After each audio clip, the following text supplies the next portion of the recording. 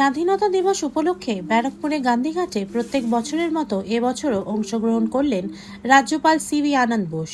৭৮তম স্বাধীনতা দিবস উপলক্ষে গান্ধীঘাটে স্বাধীনতা দিবস উদযাপনে উপস্থিত ছিলেন পশ্চিমবঙ্গের রাজ্যপাল সিভি আনন্দ বোস, উপস্থিত ছিলেন পশ্চিমবঙ্গের মুখ্য সচিব, এছাড়াও উপস্থিত ছিলেন ব্যারাকপুরের সাংসদ পার্থ ভৌমিক এবং ব্যারাকপুর পুলিশ কমিশনার অলোক রাজরিয়া।